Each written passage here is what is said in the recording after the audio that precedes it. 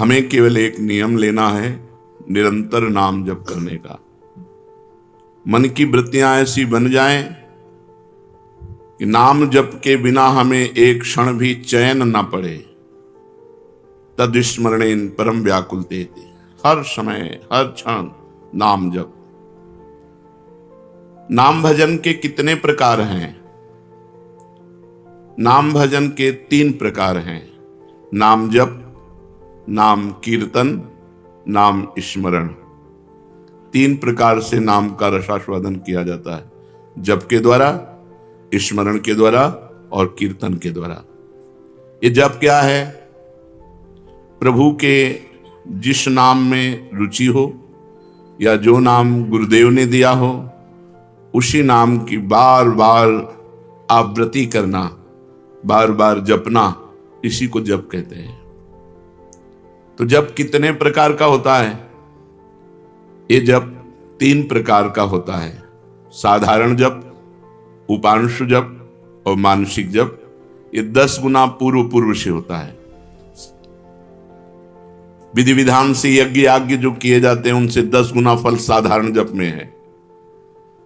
साधारण जप से 1000 गुना फल उपांश में है और उपांश से लाख गुना फल मानसिक में है। मनुस्मृति में ऐसा वर्णन है। साधारण जप क्या है?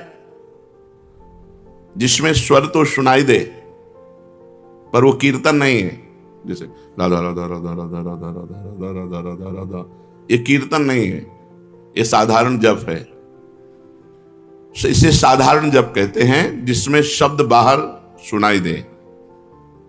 उपांशु जप क्या है? जिसमें जीभ और ओठ तो हिले पर शब्द बाहर न सुनाई दे। यह साधारण जप से 1000 गुना फल देने वाला है। ओठ बंद है, अंदर जीभ हिल रही, नाम या मंत्र चल रहा है। मंत्र उपांश से शुरू होता है। मंत्र 2 ही प्रकार जपा जाता है, उपांश और मानसिक। नाम 3 प्रकार से जप होता है, साधारण जिसे वाचिक कहते हैं, फिर उपांश और मानसिक। साधारण जप से उपांश 1000 गुना श्रेष्ठ है। वो जिह्वा चलती है, ओंठ बंद रहते हैं, शब्द बाहर नहीं सुनाई देता। मानसिक जप, जिसमें जीभ भी न हिले और न ओंठ हिले, केवल मन से मंत्र का जप करना। जैसे ऐसे शांत बैठे, कोई हरकत बाहर नहीं दिखाई दे रही और अंदर मंत्र चल रहा है, नाम जप चल रहा है। इसे मानस जप कहते हैं। सुना है श्वास के द्वारा नाम जप करने से जल्दी लाभ प्राप्त होता है। हाँ, श्वासा श्वासा नाम जपे दुविधा रहा न कोई। कोई भी श्वास खाली न जाए, उसमें नाम जप करे तो दुविधा अर्थात भगवत प्राप्ति में कोई संशय नहीं। प्रत्येक श्वास की गति की ओर लक्ष्य रखो। हर श्वास के आने जाने में श्वास के साथ नाम उच्चारण करो। अगर ऐसा नहीं बनता तो उपांशु के साथ श्वास जोड़ो, जिह्वा हिलाओ, नाम या मंत्र जप करो ओंठ बंद करके और श्वास के साथ। आरंभ में माला काउंटर जो आपको सुविधा पड़े वो ले लो और श्वास श्वास कई नाम कई मंत्र ऊपर खींचने पर छोड़ने पर श्वास प्रश्वास में जप करें। धीरे धीरे मन लगने लगता है, क्योंकि बिना मन के छूट जाएगा श्वास की गणना छूट जाएगी। हर श्वास में नाम जप करना है। स्मरण क्या है? स्मरण युक्त जप किसे कहते हैं? स्मरण केवल मन की वृत्ति से होता है। जिस जप में नाम लिखा जाता है, नाम साक्षात दिखाई देता है, सुनाई देता है, उसे स्मरण कहते हैं। पूरी स्मृति में नाम या मंत्र विराजमान है, आप उसी में डूब कर जप कर रहे हैं। ये केवल मानसिक होता है, ये न वाचिक होता है न उपांश होता है, ये होता ही मानसिक है। इसीलिए प्रायः इस पर ज्यादा देर साधक टिक नहीं पाते। नाम मंत्र चल रहा है, बार बार उसी की आवृत्ति लिख रहे हैं, बार बार उसी को सुन रहे हैं, लेकिन जिह्वा नहीं चल रही, कोई चेष्टा नहीं हो रही, अंदर ही हो रहा है। इसे जप स्मरण युक्त कहते हैं, स्मरण जप कहते हैं। ये मानस मूर्ति पूजा की भांति नामोक्षरों की भावना मन में कर सकते हैं। हाँ, कर सकते हैं। जैसे श्री राधा वल्लभ लाल जी की रूप माधुरी सामने है, अब उनके मस्तक पर लिख रहे हैं मंत्र, उनकी छाती पे लिख रहे हैं, उनकी बाजुओं पे लिख रहे हैं, उनके चरणों में लिख रहे हैं, और बार बार जहां मन आया पूरे श्रीअंग का दर्शन करते हुए वहीं बार बार मंत्र लिख रहे हैं, बार बार नाम लिख रहे हैं। मानस मूर्ति की पूजा की भांति आपको लाभ देगा। क्या नाम अक्षरों की आवृत्ति का और कोई उपाय है? हां, मन की रुचि के अनुसार आप आकाश में कर सकते हो, आप हृदय में अपने कर सकते हो, आप अपने मस्तक पे कर सकते हो। मस्तक पे बार बार लिख रहे हैं अपने अंदर से, या आप अपने हृदय में लिख रहे हैं, या सामने बाहर लिख रहे हैं, जैसे आपकी रुचि बने। या आप नाम के पूरे गहने पहना दीजिए ठाकुर जी को। चरणों में नूपुर तो नूपुर की जगह नाम मंत्र, बाजुओं में बाजूबंद तो बाजूबंद की जगह नाम मंत्र, कुंडल की जगह नाम मंत्र, तिलक की जगह नाम मंत्र हम बार बार लिख रहे हैं। ऐसे जैसे भी बने, अंदर से लिखते हुए नाम का स्मरण करना बहुत जोर का लाभ प्रदान करता है। तो नाम जप, नाम स्मरण, नाम कीर्तन। नाम कीर्तन में गगन भेदेश्वर होना चाहिए। उच्च स्वर स्तंभद सर्वदैव, ऊंचे स्वर से कीर्तन होना चाहिए। जितना उच्च स्वर से होगा उतना ही कीर्तन लाभ देगा। कीर्तन कितने प्रकार के होते हैं? अकेले भी ताली बजाते हुए भगवान नाम कीर्तन होता है। आर्त भाव से अकेले पुकारते हुए ताली बजा रहे भगवान के नाम का कीर्तन, या कई लोग मिलकर के भगवान नाम कीर्तन कर रहे हैं, भगवान का गुण कीर्तन कर रहे हैं, मृदंग है, मंजीर है, ढप आदि वाद्य बजाते हुए कई लोग मिलकर भगवान के नाम का कीर्तन, गुण कीर्तन। संकीर्तन का क्या प्रभाव है? जहां तक नाम पहुंचेगा वहां तक निष्पाप कर देगा। जिनके कानों में, पशु पक्षी जिनके भी कानों में नाम ध्वनि, गुण ध्वनि पहुंची, गुण ध्वनि चतुरासी जी, जैसे आप चतुरासी जी गायन करते हैं, ये गुण ध्वनि है, महिमा ध्वनि है। नाम ध्वनि, नाम कीर्तन, राधा राधा राधा, ये जहां तक जिसके कानों में पहुंचेगी, पशु पक्षी चिड़िया सबके पाप को नष्ट कर देती है। इसीलिए इसे उच्च स्वर में गाया जाता है नाम कीर्तन। यहां तक कि जड़ वृक्ष भी पवित्र हो जाते हैं, वो जगह पवित्र हो जाती है जहां नाम कीर्तन होता है। ये तो हम समझ गए। अब हर समय नाम जप कैसे हो? भगवान के नाम में महत्व बुद्धि होने से, अपनी भूल पर पश्चाताप होने पर, मैं क्यों भूल गया इतने सेकंड नाम, और बार बार नाम की आवृत्ति अभ्यास करने से, अभ्यास की कमी के कारण, महत्व बुद्धि ना होने के कारण, भूल जाने पर पश्चाताप ना होने के कारण आपका भजन छूटता है। पूर्ण विश्वास करो, इसी नाम से सब कुछ हो जाएगा। नाम में रुचि हो जाए, नाम में प्रेम हो जाए, यही हमारी साधना की पूर्णता है। विश्वास और प्रेम ही भजन है। भजन क्या है? विश्वास और प्रेम। नाम में रुचि और विश्वास, एक इसी नाम जप से सब कुछ हो जाएगा। नाम में ही विश्वास और नाम में ही रुचि, इसे ही भजन कहते हैं। और भजन करते हुए भी यदि भजन में रुचि नहीं हो रही तो 10 नामापराधों में कोई एक अपराध बन रहा है, उससे बचना चाहिए। पहला, संत पुरुषों की निंदा। ये बड़े बड़ों से बन जाता है। जिनको अपनी साधना का गर्व होता है उनसे जरूर बन जाता है अपराध। वो दूसरे को लघु समझते हैं, हेय समझते हैं। और जहां साधना इस बात की है कि सबको अपना भगवान मानना है, वासुदेवा सर्वम, सबको भगवान मानना है। मैं सेवक सचराचर रूप स्वामी भगवंत, मैं सेवक हूं, चराचर जगत मेरा भगवान है। लेकिन अपराध तभी बनता है जब अपने को बड़ा भजनानंदी, बड़ा साधक, बड़ा तपस्वी, बड़ा संत मान लेते हैं, तो फिर अपराध बनने लगता है। या हम किसी संत में दोष दर्शन करते हैं तो अपराध बनने लगता है। देखो, एक संतों की स्थिति होती है, कुछ स्थितियां ऐसी संतों की होती है जिनको देखकर आपको लगेगा ये पूरे संसारी हैं, लेकिन वो संसारी नहीं है, वो बड़े भागवतिक हैं। हम बाहरी स्थितियों से नहीं समझ सकते हैं। पूज्य स्वामी श्री अनंग बोधाश्रम स्वामी जी महाराज दिगंबर रहते, गंगा जी के किनारे 12 महीना कष्ट सहते। और जब वहां खेत करने वाले जो तरबूज की खेती, सब्जी की खेती गंगा किनारे करते हैं, वो जब आते तो उनके पीछे लग जाते, कहते सुनो थोड़ी तमाकू दे दो, थोड़ी तमाकू दे दो। जहां धर्म सम्राट कृपात्री जी साष्टांग दंडवत जिनको करते थे, प्रभुदत्त ब्रह्मचारी जी भगवान मान के आराधना करते थे, वो महापुरुष वो कहते स्वामी जी तुम रोज मांगते हो, हम गरीब आदमी कहां से तुम्हें दें? अरे बोले थोड़ी दे दो यार। अब आप कैसे पहचानोगे कि किस कोटि का महापुरुष है? अगर आप उनकी इस चेष्टा को देखेंगे तो आपकी अश्रद्धा ना हो जाएगी, यार तमाकू थोड़ी तमाकू के लिए इनके पीछे ढूंढ। और ऐसे महापुरुष के बड़े बड़े महापुरुष साक्षात चरणों में लौटते। संतों की बाहरी चेष्टाएं कुछ ऐसी हो सकती हैं जो हमारी समझ के परे हों, तो उन्हें केवल नमस्कार करें। पहला नामापराध है संतों की निंदा करना, सत्पुरुषों की निंदा करना।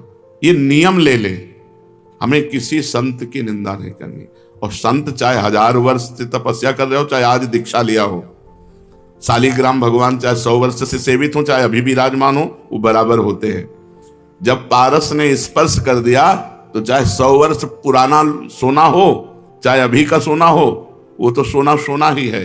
ऐसे ही संत संत है, कभी किसी साधक के प्रति भावना नहीं तो कल कछोरा है। नहीं नहीं, वैसे भी सब में भगवान विराजमान है, संपूर्णतया भगवान ही सब, वासुदेवा सर्वम ही। तो फिर संत वेश है तो हमें नमन करना चाहिए, हमारे नेत्र सबको नमन करें।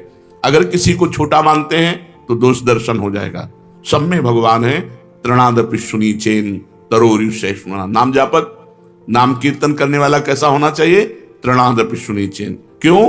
क्योंकि अगर ऐसा भाव नहीं तो निंदा किसी न किसी की करेगा और नामापराध, नाम में रुचि नहीं होने देगा, नाम जपने में बाधा पहुंचा देगा।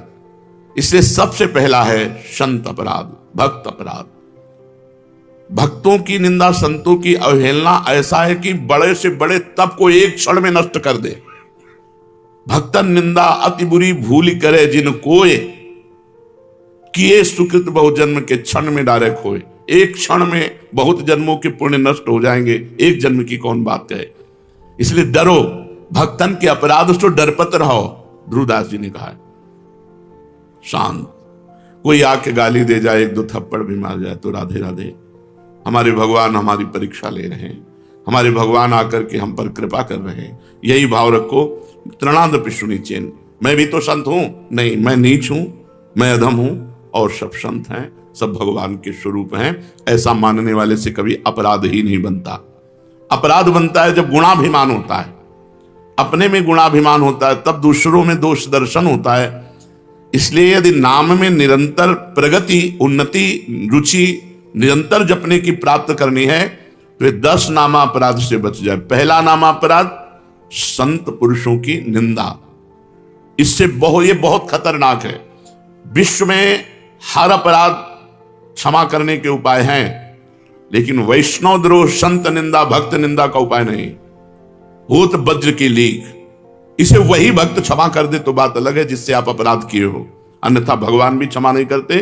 जब दुर्वासा जी भगवान के पास गए तो श्री भगवान ने कहा, अहम भक्त पराधीनो असुतंत्रो इव द्विज। मैं परतंत्र हूं, ये सुदर्शन मेरे कहने से नहीं रुकेगा। अगर इसके ताप से मुक्त होना चाहते हो तो अम्बरीश जी के चरण पकड़ो जाकर के। ऐसा ही करना पड़ा दुर्वासा जी को। इसलिए काहे को व्यर्थ में विपत्ति मोल में ले, काहे को पाप की गठरी सिर पर चढ़ावे, किसी की निंदा ना करे। हमको क्या लेना, भगवान जिसको जैसा चला रहे हैं वैसा चल रहा है। तेरे भावे जो करे भलो बुरो संसार, नारायण तू बैठ के अपनो भवन बुहार। तू अपने अंदर देख, जिन दोषों को देखो, भगवान से प्रार्थना करके उनकी निवृत्ति करो, दूसरों के दोष दर्शन मत करो। दूसरा, नामों में भेदभाव, ये नाम नहीं, सब नाम समान फलदायक है। तुम्हें जो गुरु जी ने दिया है तुम्हारे लिए सर्वश्रेष्ठ वो है। ध्यान रखो, सब नाम समान फलदायक है, समान सामर्थ्य है, लेकिन हमें जो गुरु जी ने दिया है वो हमारे लिए सर्वोपरि। जैसे हमारे लिए राधा नाम सर्वोपरि, तो सब नाम हम जब बोलते हैं तो ये बोलते हैं राम कृष्ण हरि शिव जो तुम्हें प्रिय लगे जपो। हमारी पूछो तो हम वृंदावनवासी राधा उपासी, राधा राधा राधा। हमारे लिए सर्वोपरि नाम राधा है। जो राम जपते हैं उनके लिए सर्वोपरि नाम राम है, जो शिव जपते हैं उनके लिए सर्वोपरि शिव है, जो कृष्ण जपते हैं उनके लिए कृष्ण है। हर नाम समान सामर्थ्य वाला, समान फलदायी।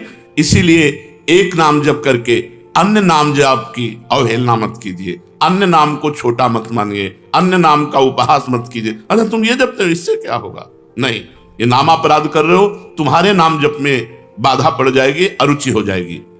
तीसरा, नामदाता गुरु का अपमान। अगर गुरु मंत्र लिए हैं, गुरु नाम लिए हैं, गुरुमुख हुए हैं, आप उन गुरु की अवज्ञा कर देते हैं, अपमान कर देते हैं, अवहेलना कर देते हैं, तो चाहे खोपड़ी के बल खड़े होकर के नाम जप करो, कभी सिद्ध नहीं होगा, कभी भगवदानंद की स्फूर्ति नहीं होगी, क्योंकि नामदाता का अपराध बन गया। अगर इतने भी सद्गुण आ जाए, कभी इतने भी भागवतिकता आ जाए, कोई दिव्यता आ जाए, वो झूठ बोले बात अलग है, कभी दिव्यता नहीं आ सकती। ये भगवान की बनाई हुई मर्यादा है। जो गुरु अवज्ञा करे, गुरु का अपमान करे, उसे कभी भी भगवत प्राप्ति नहीं हो सकती, कभी भगवान के नाम में रुचि नहीं हो सकती, कभी भगवदानंद की अनुभूति नहीं हो सकती। तीसरा है गुरु का अपमान।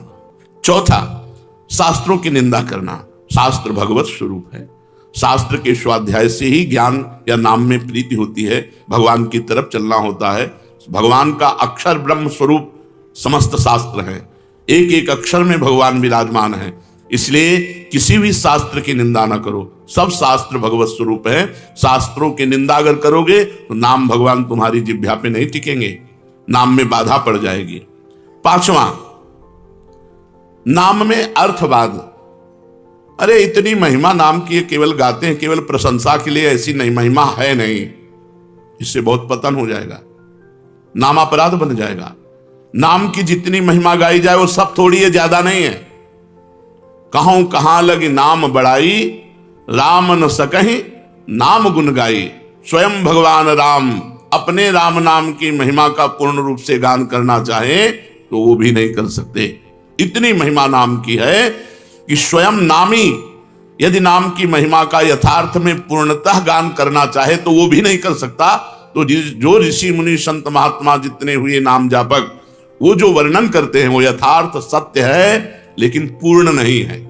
पूर्ण तो भगवान भी नहीं नाम की महिमा का गान कर सकते, इतनी अपार महिमा नाम की है। इसलिए नाम में अर्थवाद कि अरे ये तो नाम की रोचकता के लिए इतनी प्रशंसा कर दी गई है, वैसे वस्तुतः ऐसा है नहीं, ऐसा सोचना ये नामापराध है। छठा, नाम का सहारा लेकर के पाप करना। कोई पाप कर्म कर रहे, अरे नाम जप लेंगे उससे नष्ट हो जाएगा।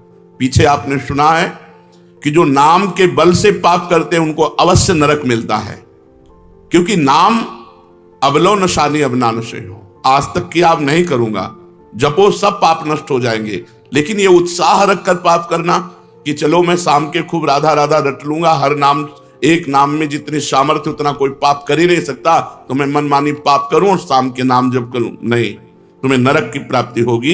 तुम नामापराध कर रहे हो, नाम का सहारा लेकर पाप करना। सातवां, धर्म व्रत यज्ञ आदि के साथ नाम की तुलना करना, किसी और साधन से नाम की तुलना करना। नाम अद्वितीय साधन है, नाम के समान कोई भी साधन नहीं है। चाहे यज्ञ हो, चाहे व्रत हो, चाहे दान हो, चाहे तीर्थ याटन हो, नाम के समान नहीं है। इसलिए नाम के बराबर कि भाई तुम नाम जप कर रहे हो, हम गंगा नहा के आ रहे हैं, तुम नाम जप कर रहे हो, हम अमुक धर्म कार्य करके आ रहे हैं, तुम नाम जप कर रहे हो, हम अमुक व्रत कर रहे हैं, हम तो 108 यज्ञ कर रहे हैं, तो नाम जापक की बराबरी किसी से नहीं हो सकती। नाम की समानता धर्म व्रत यज्ञ आदि के साथ तुलना करना। नाम जापक जब गंगा जी को स्पर्श करता है तो गंगा जी निष्पाप हो जाती है, गंगा जी निष्पाप हो जाती, गंगा पापम, गंगा जी पाप का नाश करते हैं। लेकिन जब नाम जापक गंगा जी का स्पर्श करता है तो गंगा निष्पाप हो जाती है। इसलिए धर्म व्रत यज्ञ आदि के साथ नाम की तुलना करना, यह नाम का सातवां अपराध है। आठवां, हरि निंदक, हरि विमुख, अवहेलना करने वाले भक्तों की, उन अश्रद्धालुओं को जो सुनना नहीं चाहते, जो भक्तों की निंदा करते हैं, भगवान की निंदा करते हैं, ऐसों को नाम का उपदेश करना। अब यहां विचारणीय विषय है, जो सुनना नहीं चाहते हैं, अभी आपने सुना कि जब नाम कीर्तन किया जाता है तो यदि उनके कान में नाम पड़े उनका भी मंगल हो जाएगा। उनको उपदेश नहीं करना, लेकिन नाम सुनाना है। दूर से भगवान नाम की जय घोष करनी है, घोर पापी के भी कान में जाएगा तो उसका मंगल करेगा। नाम कीर्तन की महिमा में सुना, तो यहां ये बात नहीं है, यहां बात कही जाती है उसको शिष्य बनाना, उसको उपदेश करना। जो अश्रद्धालु है, सुनना नहीं चाहता, हरि निंदक है, भक्त निंदक है, ये नामापराध है। ऐसे को शिष्य नहीं बनाना चाहिए। लेकिन नाम कीर्तन सुनने का सब कोई अधिकारी है। जैसे जगाई और मधाई, मांस मदिरा आदि सबसे युक्त पुरुष, घोर दुष्ट स्वभाव, भक्त को देख करके ही गाली देना और उनका उपहास करना। तो हरिदास जी ने कहा नित्यानंद महाप्रभु से, छोड़ो, इनके समीप भी नहीं चलना, ये मोहल्ले में उनका तंबू लगा हुआ है, शिविर लगा हुआ है, चलोगे ठीक नहीं है। काहे को मधुमक्खी के छत्ता पे ईंट मारे, वो भनभना के तुम्हारे ऊपर ही आएंगी। तो नित्यानंद महाप्रभु ने कहा अधिकारी तो यही है, ऐसे लोग ही अधिकारी हैं हरिनाम के। जो घोर पापाचरण में रत हैं, उनके कान पर यदि हरिनाम जाएगा तो उनका भी मंगल हो जाएगा। जाके महामंत्र का उच्चारण किया, परिणाम वही हुआ जैसे बर्रा के छत्ता में कोई ईंट मार दे। शराब के नशे में थे, एक घड़ा उठाया और फेंक के मारा तो नित्यानंद महाप्रभु के सर पर लगा और रक्त स्राव होने लगा। भगवान नाम उच्चारण करते हुए ये प्रहार उनको सहना पड़ा। उनके लिए जब सूचना मिली चैतन्य महाप्रभु को तो भगवत आवेश में आ गए और सुदर्शन चक्र का स्मरण किया। सबने प्रार्थना करी, नित्यानंद महाप्रभु चरणों में लौट गए, प्रभु आपका अवतार दुष्टता का नाश करने के लिए, दुष्टों का नाश करने के लिए नहीं, प्रभु ये आपके विशेष दया पात्र है, कृपा पात्र है। आखिरकार उन दोनों भाइयों को महाभागवत बना दिया, जगाई मधाई को महाभागवत बना दिया। उनके नाम के घाट बने हुए हैं। तो भगवान नाम सुनने का अधिकारी सब कोई है, लेकिन भगवान नाम की दीक्षा का जो हरिनिंदक है, भक्त निंदक है, अश्रद्धालु है, ऐसे को यदि नाम उपदेश किया जाए तो नामापराध लगता है। 9, इतनी नाम की महिमा सुनी और फिर भी नाम जप नहीं किए, ये नामापराध है। ये 9वां नामापराध है। नाम की महिमा सुनकर नाम में प्रेम ना करना, नाम की महिमा सुनकर नाम जप ना करना। इतनी महिमा सुनी, भगवान ने इतनी कृपा करी कि नाम की महिमा सुनवाई और आप नाम जप में नहीं लगे, अब आप अपराधी हो, आपको दंड मिलेगा। 10वां, मैं मेरे में फंसे रहना और भोगों से प्रेम करना और नाम का विस्मरण कर देना। नाम गुरु जी ने दिया, जपने की प्रेरणा की, मैं मोर तोरता इसी माया में फंसे रहे, भोगों में फंसे रहे, तुम्हारी दुर्गति पक्की होगी। ये 10 नामापराधों से यदि बच जाए तो नाम जप और नाम कीर्तन में आसक्ति हो जाएगी, नाम में प्रेम हो जाएगा। यदि हमें नाम में प्रेम नहीं हो रहा तो देख लो इन 10 नामापराधों में कोई एक अपराध बन रहा है। पहला, संत पुरुषों की निंदा। दूसरा, नामों में भेदभाव। तीसरा, गुरु का अपमान। चौथा, शास्त्र निंदा। 5वां, हरिनाम में अर्थवाद। 6ठा, नाम का सहारा लेकर पाप करना। 7वां, धर्म व्रत यज्ञादि के साथ नाम की तुलना करना। 8वां, अश्रद्धालु हरिविमुख और सुनना ना चाहने वालों को भी नाम का उपदेश करना। 9वां, नाम का महत्व सुनकर भी नाम में प्रेम ना करना। 10वां, मैं मेरे तथा भोगादि विषयों में लगे रहना। ये 10 नामापराध है। अब आज हमको पता चला 10 नामापराध हैं, इनमें हमसे कई नामापराध हो गए, तो उनसे कैसे छूटे? तो प्रश्न है, नामापराध यदि बन जाए तो उससे छूटने का उपाय क्या है? नामापराध यदि बन जाए तो उससे छूटने का उपाय क्या है? तो कहते हैं कि नामापराध को छुड़ाने के लिए नाम ही है। पश्चाताप करते हुए नाम जप करो, वो नामापराध को भी मिटा देगा। अपनी भूल को, अपनी गलती को बार बार दोहराओ, मेरे से ऐसा क्यों हो गया, हे भगवान ऐसा नहीं होना चाहिए था, राधा राधा राधा राधा, वो भस्म हो जाएगा। अंदर जलन होना, पश्चाताप होना, अपनी भूल स्वीकार करना और नाम जप करना, तो नाम जप से ही और पश्चाताप से ही आपका नामापराध नष्ट हो जाएगा।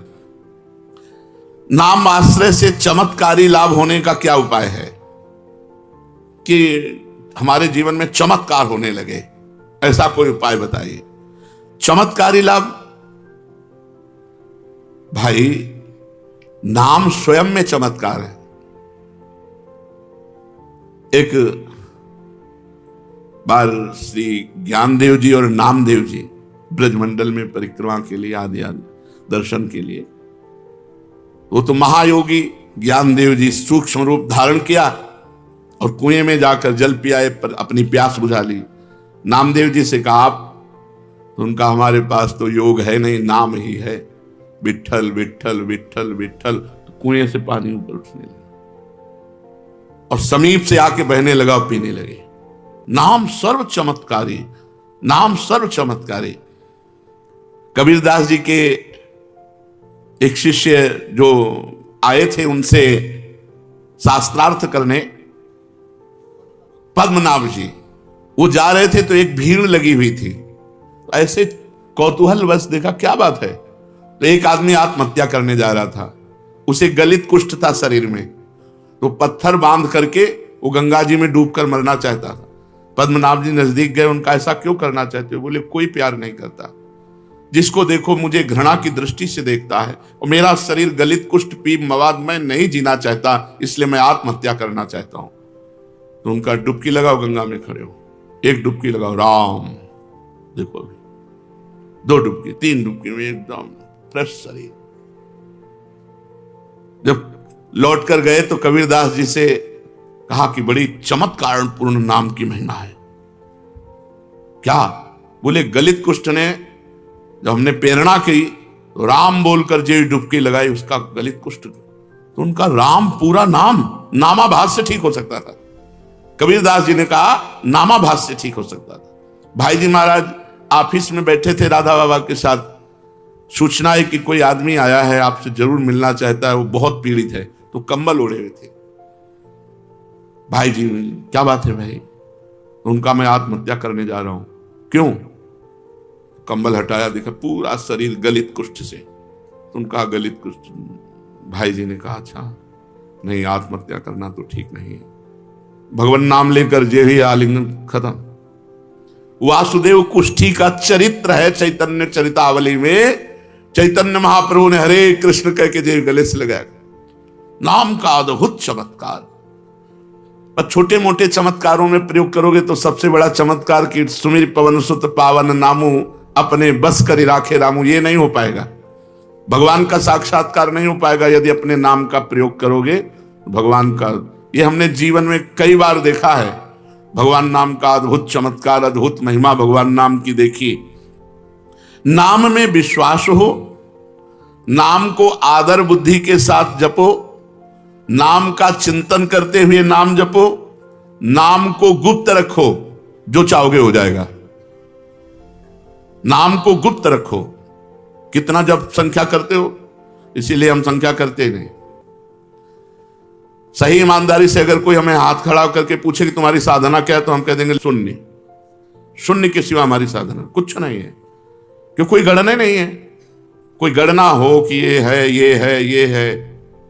अब जो दिनचर्या बन गई वो तो जैसे किसान की खेती वैसे हमारी दिनचर्या है। हम उसे साधना थोड़ी मानते हैं। जैसे किसान आदमी अपना सुबह से खुरपी फावड़ा लिया, अपने खेत में गया, दिन भर मेहनत की, शाम के खाया पिया, चैन से सो गया, अब उसे हम साधना माने। अब हमारा तो जीवन बचपन से यही रहा है, तो हमारी तो किसानी यही है, हमारी खेती यही है, कोई गणना नहीं। अगर हमसे पूछा जाए आपकी साधना क्या है, तो हम कह देंगे शून्य। तो आप जी किससे रहे हो? मेरे बल सी वृंदावन रानी, महारानी जी के बल से जी रहे हैं। महारानी जैसे किसी को ये भ्रम हो कि इतने शिष्य हैं, इन सबको भगवत प्राप्त करा देंगे क्या? तो हम पोस्टमैन हैं। तुम्हारी बात लाडली जी तक, लाडली जी की बात आप तक, और हम अपने समेत सब ये लाडली जी के हैं। कई बार आपको कहा है कि अगर डिब्बा मोक्ष में ताव दे कि मैं 500 लोगों को पहुंचा दूंगा तो बेवकूफी है। उसका कनेक्शन इंजन से है। इंजन में 2-4 लोग जाते हैं और डिब्बे में 100-200 लोग बैठ करके स्टेशन पहुंच जाते हैं। हमें डिब्बा, इंजन नहीं है कि तुम्हारे में क्या पावर है दिखाओ, तो शून्य है पावर। और पावर इतना है कि सैकड़ों को लाद के पहुंचा देंगे। वृंदावन धाम में बैठ के कहते हैं पावर की पूछो तो धाम में कह रहे हैं इससे ज्यादा सत्य प्रमाणित क्या हो गया। कोई कहते हैं कि भाई सत्य बोलना तो मंदिर में बैठो, धाम में बैठ के कह रहे हैं कि लाडली जी तक सैकड़ों को पहुंचा सकते हैं। पावर की पूछो तो शून्य है, कनेक्शन की पूछो तो महान है। कनेक्शन से हम जा रहे हैं। कैसे उपापी क्यों न हो हरिवंश नाम जो ले, अलक लड़ेती रीझ के महल खवासी दे। हरिवंश प्रताप ही जानत हैं। हरिवंश प्रबोध क्या प्रताप, श्री हरिवंश प्रताप नाम नौका निज खेवक भवसागर सुख तरत निकट हरिवंश। आवा भैया नाव में बैठ जा। बैठ गए किसकी? हरिवंश की नाव में। खेवैया वो हैं अपने बैठ के तरंगे देख रहे हो, निकुंज पहुंच गए। जिनको संशय है कि डिब्बा नहीं पहुंचा सकता तो इंजन में जगह नहीं है। आप पक्की बात समझ लो, इंजन में जगह नहीं है, डिब्बा में ही विश्वास करना होगा। और हमें डिब्बा तो अगर जगह न मिले तो ठस के बैठ जाओ, पहुंच जाओगे, इसमें चिंता ना करो।